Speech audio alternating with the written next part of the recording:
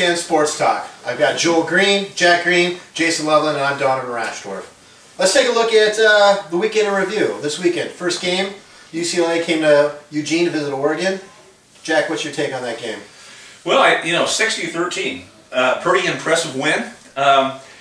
It's impressive. It's a really impressive win if Oregon beat the UCLA team that beat Texas 34-12. But if Oregon beat the UCLA team that lost to Cal 35-7 or lost to Stanford 35-0, it's not quite as impressive. UCLA seems to have a split personality, a Jekyll and Hyde syndrome going on. However, the Duck win did impress the pollsters. They moved up to #2 in the BCS, and they control their own destiny now. If they continue to win, they win out, they're going to be on the road to the national championship game. Jason, your takes on the game? Thomas came out on fire, career high, over 300 yards passing. Though Michael James' normal self, 123 yards rushing. Very impressive. I mean, 60-13 says it all. I'd like to capitalize on what Jason was saying. I think we already know that Oregon's offense is pretty dominant right now with that fast pace. But I think when you add that wrinkle of Thomas being able to go vertical with some pretty good wide receivers and throw that vertical game along with Michael James, who I believe is the best running back in the nation. I mean that offense is now even better now that they can go vertical. And one thing with UCLA, am I the only one that thinks that their offense is just garbage? I mean, seriously. I mean, they have Norm Chow, who's supposed to be this offensive guru, passing genius, and to me, and I'm no rocket science here, but that offense is just inept. That is a really lame offense that they showed. But again, it was a young quarterback, but yeah, bad team.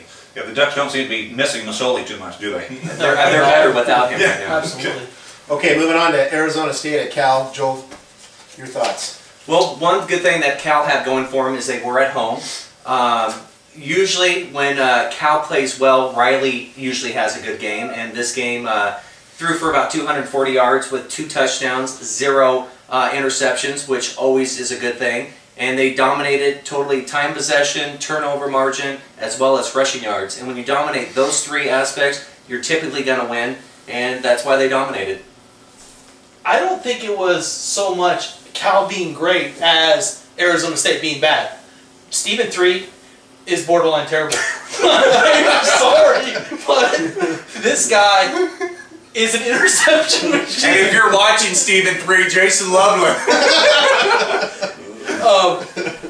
They have no offense to speak of. They are pretty much inept in every facet of the game. They have a decent linebacking core. Vontaze Burfict, very good. Gets too many personal fouls.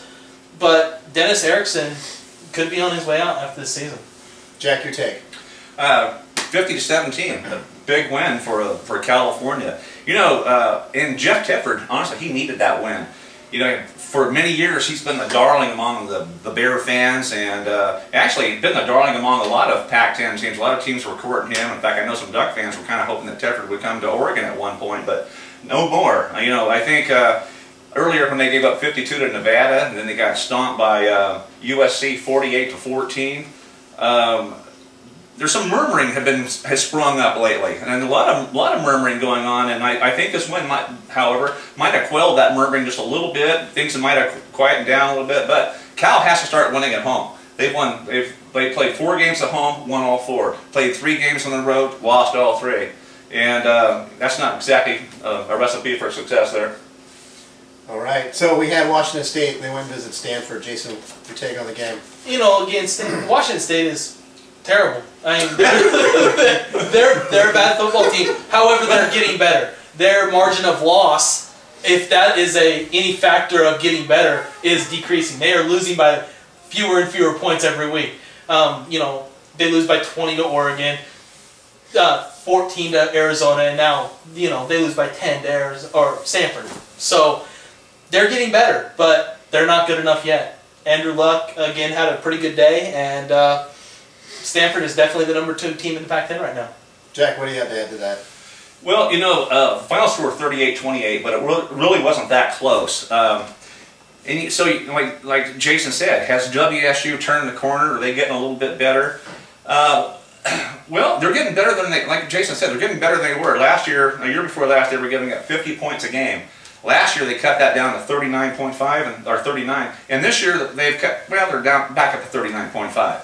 So they haven't really improved their defense over the last year, but the offense is better. Last year, they were giving up scoring 12.5 points a game. This year, they're up to 20, and I can attribute that to Jeff Tull, the quarterback. He's having a great year. He's passed for 2,000 yards and projected to go for 3,000 on the year. So, yeah, they're getting better, and Cougar fans now have to wait a little bit longer before they make that fast exit to the cars.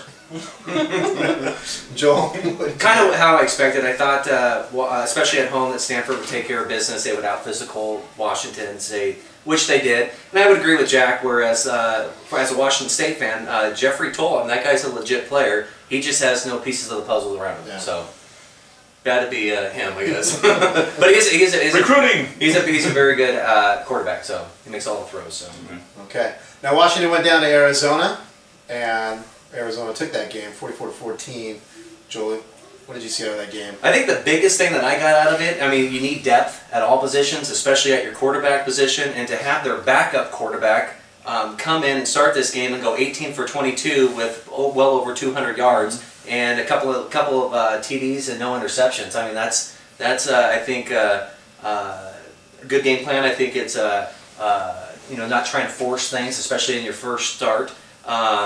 And again, as far as the Washington, I mean, that is a bad defense, and I think Jake Locker is getting worse as a quarterback. That's a 4-year starter. Honestly, his progression, I don't claim to be a quarterbacks coach, but he's overthrowing a lot of wide receivers. And you would think as an offense, if I'm the coordinator, I would do a lot more play routes where it would involve maybe a pass or run and utilize his legs, because he is probably the quickest guy out there.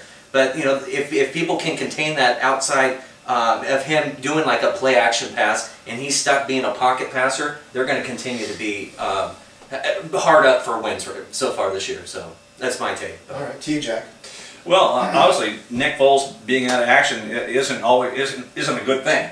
But obviously Matt Scott, he's played before. He played last year. He threw for 400+ yards last year, and he started a game, I believe, earlier this year. So he came in and did a great job. In fact, I think he was named the Pac-10 Offensive Player of the Week. So he had a great game. And like Joel said, on the other hand, Jake Locker, he started the year out as projected #1 draft pick in the upcoming draft. Be lucky if he makes the first round now. Big time. First round if he's lucky. Maybe the second round now. But and the other thing is, the Huskies have got to start winning some games. Jake has won a few big games. They beat USC and then they beat Oregon State. But they lose to people. They lose to people they shouldn't be losing to. They lose to BYU earlier in the year. That's not a team you should be losing to, and you shouldn't be getting blown out by the teams that at least should be competitive with, like Nebraska and Arizona. At least if the program's going to continue to move in the right direction, they got to start minimally winning the games they have to win and being competitive with the big boys. I think Sarkisian at Washington's a good coach. I actually do. I think he's moving the program in the right direction. I think they need to do some more things inventive offensively to take advantage of Locker, like Joel said. Moving the pocket. I mean, that was a big thing Oregon used to do, actually, is move the pocket and get the quarterback outside of the pocket to create play-action pass. Plays to Jake Locker's strengths. Arizona, very good football team. They're moving in the right direction for sure, and are going to challenge Stanford for that #2 spot right now, even with Foles out.